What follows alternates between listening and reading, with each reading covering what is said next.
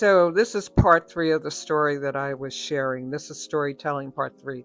So one of the reasons that Smith had a postpartum hemorrhage and almost died was because she had a placenta abruption, but it wasn't an overt placental abruption that immediately shows up.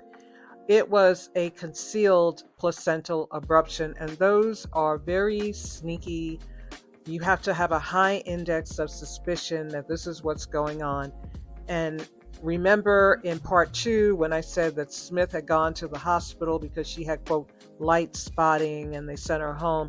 That is probably when she was experiencing the premature separation of the placenta from the uterine cavity, and I am not sure if anyone did an ultrasound. This is okay, so back, my OB hat is back on.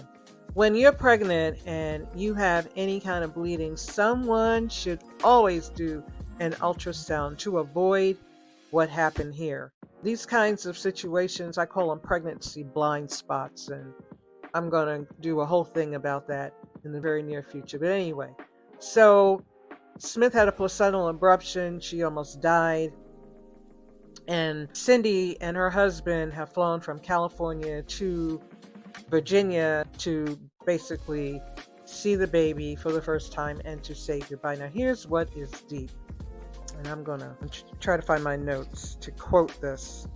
But basically, Cindy says that the baby was beautiful. It was a white boy that looked just like his father. Look, don't shoot me. I'm just a messenger. Don't come at me. I'm just repeating what was said in the article. She refused on the day that Smith was discharged from the hospital. Cindy refused to see her, to say goodbye.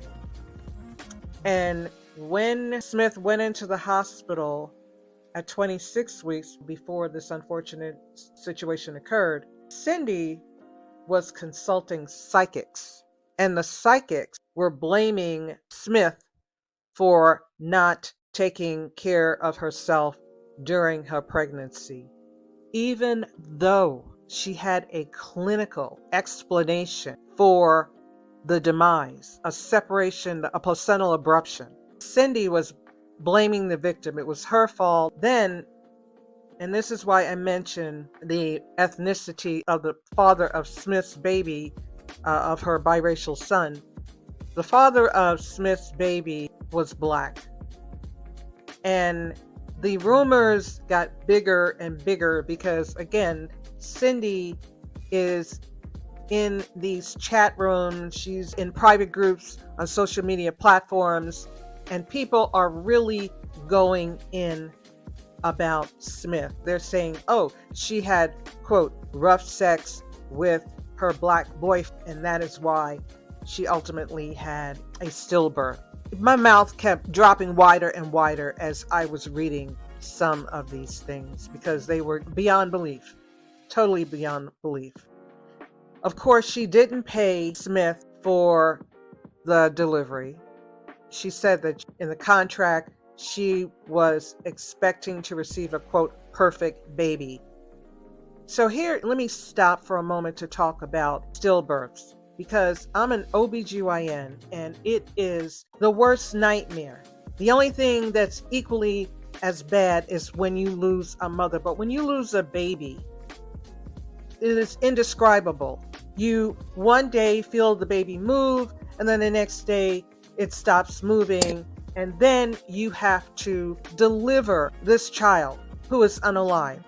And yet Cindy, rather than show Smith compassion, her aggression got worse and worse. She complained that she was not going to pay for Smith's lost wages.